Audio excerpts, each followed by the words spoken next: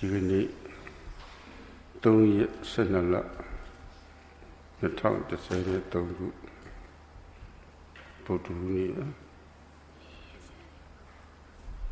ဘုရားဖွင့်ပြီးနောက်တနေ့တရားဆက်ဟောပါပဲဒါကလို့အကြောင်းညီမြတ်တယ်မလို့တရားတော်ပြတ်သွားပါတယ်ဒီနေ့အစားပြီးတော့နောက်နေ့တွေဥပုပ်နေ့ကလွယ်လို့ရှိရင်တော့နေ့တိုင်းယောဂီတွေကိုတရားနဲ့ကူညီသွားမှာပါပဲ Today is the 4th of December, 2013, Wednesday.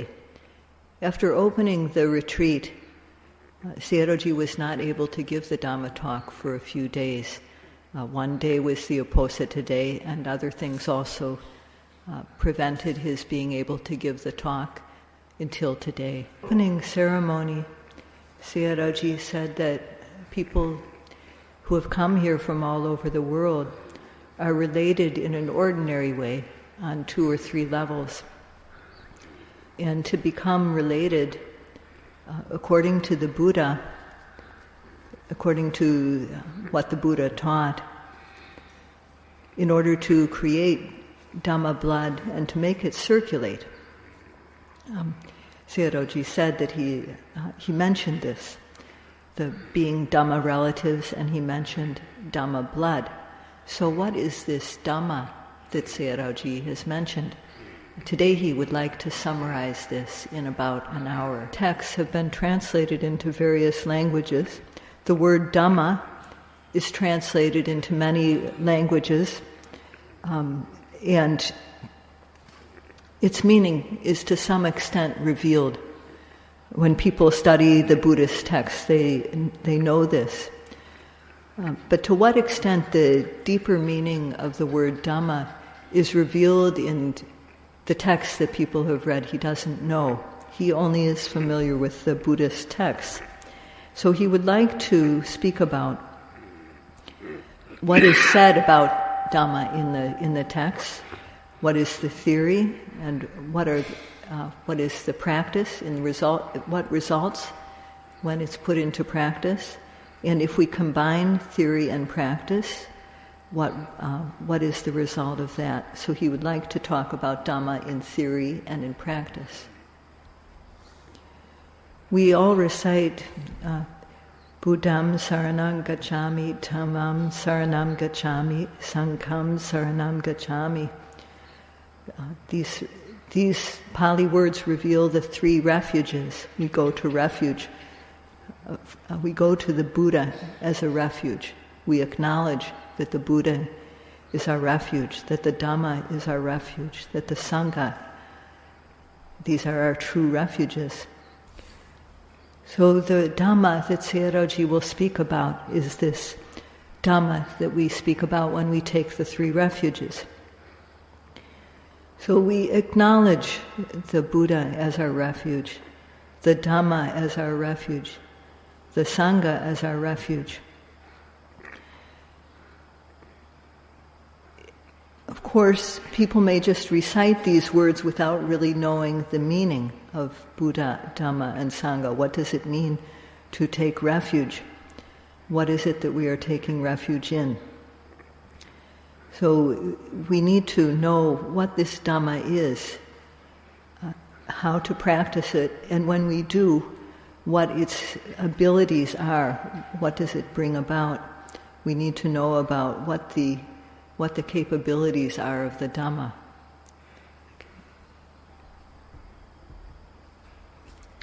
The essential meaning of Dhamma is expressed in the sentence, Dhareti di Dhammo. The Dhamma is what bears one, what uplifts one, what protects, guards, looks after one. And when the powers of the Dhamma are fully developed, this protection of the Dhamma is there continuously. That the Dhamma protects and bears. When it is said the Dhamma bears the Dhamma bearer. Is it the person who reads about the Dhamma in books? Is this the one who the Dhamma will protect? Is it the one who studies the Buddhist literature? Or one who hears the Dhamma talks? So it is said, Atanang Dharinte. The Dhamma bears the one who bears the Dhamma. That is, the one who practices according to the instructions of the Dhamma. If one simply practices satipatthana according to one's own idea about it, the Dhamma won't uplift such a person. It's only the one who practices in accordance with the Dhamma, the one who bears the Dhamma, that is the one who the Dhamma then again bears, uplifts, and protects. It's said in the text, Yatanusetang patipajante. That means, that is the word described for the one who bears the Dhamma. The Dhamma bearer is the one who practices according to what is shown in the text. The Dhamma of Pariyatti, the scriptures, shows the correct method of practice, and one who practices according to what is shown is born by the Dhamma.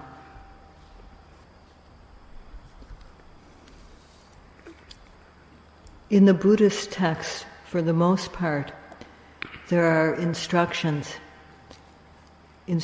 about what to avoid, what bad things we should avoid doing, and instructions about what to do, what good things that should be done. And in explaining this in the text, it's shown that when we do certain bad things, then bad results come. So these actions are supposed to be avoided. And when we undertake good things, good results come. These results that are gained from undertaking good things are shown in the text. The results that are gained both at the present moment and in the future. So the texts show that when we avoid doing bad things, therefore we don't incur bad results. And this in itself is a good thing. Then further we learn that also to do good things brings good results. So the scriptures, pariyatti, show the correct method of practice. They show what to do. So first of all, we have to study to learn the method of what needs to be done and to learn what it is that we need to avoid. So this is the first way in which one bears the Dhamma, is by studying and learning the correct method. And when one puts that into practice, one gains special Dhamma. So this too is another way of being a Dhamma bearer. And third, when one gains special Dhamma, one experiences peace. So all these three types of people are ones who bear the Dhamma, who practice according to the Dhamma. So first of all, there is learning the correct method of practice according to Pariyatti Dhamma, according to what is in the scriptures. Second of all, using that method and gaining path, fruition, and realization of Nibbana. Third, with the knowledge that one gains, one experiences true peace. So this in sum is the one who bears the Dhamma, and whom the Dhamma in turn bears and uplifts. So to repeat, Sayadaw said that one who practices the Dhamma, who bears the Dhamma, yet is described as yatanusetang patipajante in the text. That means that one needs to practice according to the instructions. There are the instructions, and accordingly one has to practice. So then, by practicing according to the Dhamma, by bearing the Dhamma, one gains the Dhamma. So, by practicing, one gains the Dhamma, and then one is able to use what one has gained. One can't use something before one has acquired it, before one has gotten it. For example, we work to get money, to feed and clothe ourselves, to feed and clothe our families.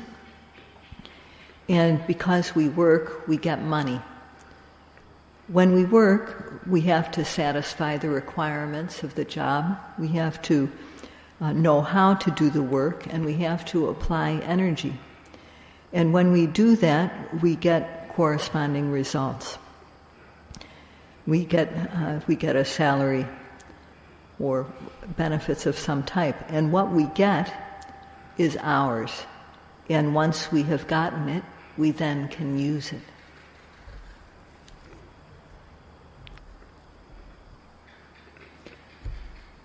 By practicing the Dhamma, we gain results. Whether a person is a monk or a nun, a layman, a laywoman, whoever it is, first of all, one has to study the method of practice. One should have the desire to gain the results that come from the practice. So after studying, one also has to apply the practice. There has to be practical work. And third, due to application of the practice, one gains the Dhamma. And fourth, one is able to use what one gets. And in the past, this is the common way of expressing it now, but in the text it's mentioned as, for example, that one can realize Nibbana, that Nibbana is one's object. But the way we say it now is we are able to use what we get through the practice. So this is what is meant by practicing and bearing the Dhamma. The Buddha spoke about the Four Noble Truths, the truth of suffering, the noble truth of the cause of suffering, the noble truth of the end of suffering, and the way to gain the end of suffering. So there are these four. What the Buddha spoke about is basically four groups of things. The truth of suffering is to be known. So we learn about what is suffering and its cause. Its cause is grasping onto things. The Buddha taught a way to put an end to grasping. If we follow that way, we gain happiness, true happiness. The Buddha pointed out the path. So these are the four groups of things the Buddha taught. And if we are to draw a conclusion, how we start out is very important. We need to start out by learning what is the method. So how do we learn? We learn by hearing, listening. We learn by reading books and other things. We learn by discussion. So here, there will be daily Dhamma talks for us to listen to, so we can learn by listening. And now, we're not supposed to read any books, but the teachers will tell us what to do. And the teachers will give instructions about we have schedules for sitting, for walking, how long to sit, how long to walk, those things. And there was also discussion. The teachers explain about the practice and what benefits come from the practice. So we listen to the instructions, we listen to what is said, and if we don't understand, then we can ask. And by doing this, by studying the method, learning in these ways, through listening, through the discussions with the teachers and so on, those who don't know about the method of practice will come to know. Sometimes what we learn disappears. So once we know the correct method, what is it that we should do? The Buddha taught 3 trainings to raise up the quality of our life. The word for training in Pali is sikha, S-I-K-K-H-A. And this is what is to be practiced. This means training or practice. So the training of sila, which controls our physical and verbal behavior. Sila needs to be kept. And samadhi, the training of samadhi to control our minds. And the training of panya, or wisdom, how to develop knowledge. And by developing knowledge, one's status becomes uplifted, one's status improves. So sekha is that which is to be practiced. And the Buddha gave the instructions. First of all, we need to learn the instructions, and then we need to apply them. All these 3 trainings need to be developed. When one doesn't know the correct method of practice, when one doesn't know about the 3 trainings of sila, samadhi, and panya, then mostly one commits transgressive acts. One is just driven by what one wants. And one tends to think that it's enough if I get what I want. And what is important is to get what I want and not how I get it. Whatever means, it's okay. So people who think like this turn to killing or stealing. They turn to sexual misconduct, lying, in order to get what they want. This is because all they know is their own self-interest. With this type of attitude, one has no desire for other people to have good things. There's no feeling of metta, loving kindness. Loving kindness is the wish for others to be fulfilled, to have what they need. And compassion, karuna, is the wish that others be relieved of suffering. So metta and karuna are very important. Beginning with one's family relations, they're an essential base to have. But when there's no, because when one has metta and karuna, one will be able to be patient with others. But when there's no thought of other people's welfare and no concern for suffering that other people may experience, then one has no patience. And when one is hurt by someone else, then one retaliates because one has no ability to be patient. So without true loving kindness or metta, then hatred overwhelms one. And without compassion, cruelty, the tendency to be cruel, overwhelms one.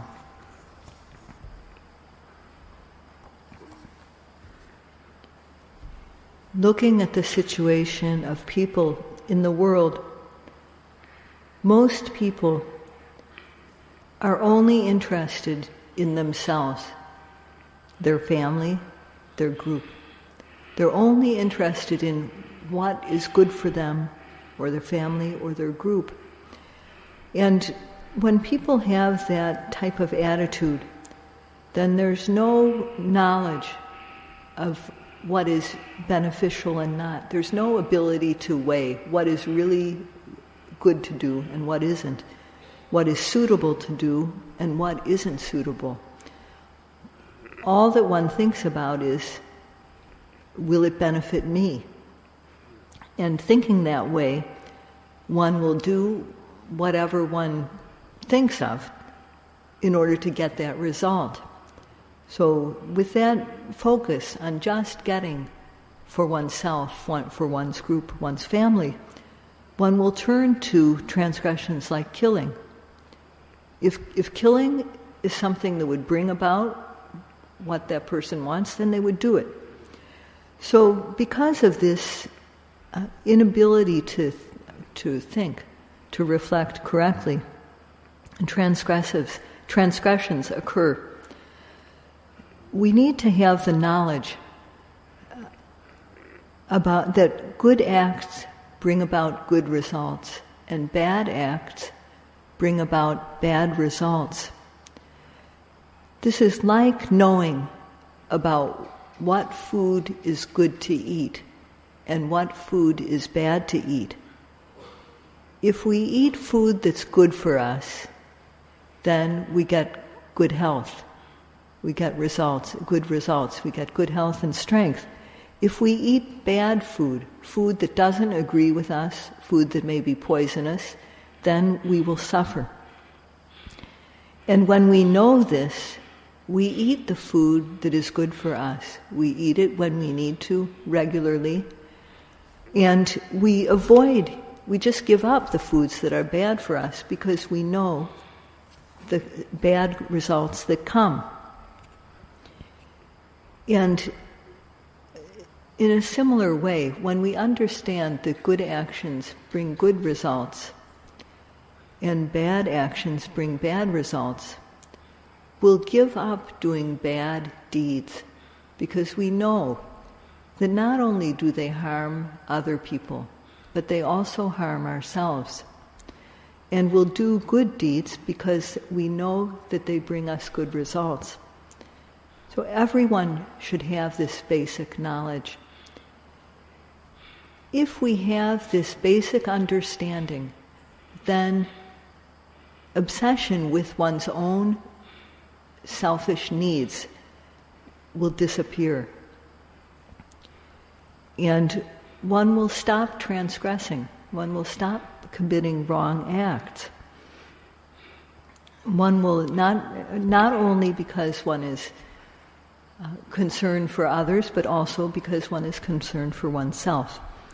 So one develops, with this understanding, one comes to have loving kindness, wish for other people to be well and happy, and compassion, karuna, the wish that other people not suffer.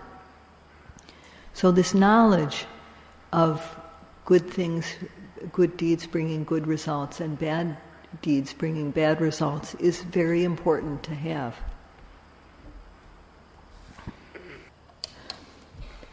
People of the world mostly aim at worldly education, feeding their family, and all their lives, most of people's lives, for the most part, is spent at just fulfilling their worldly needs.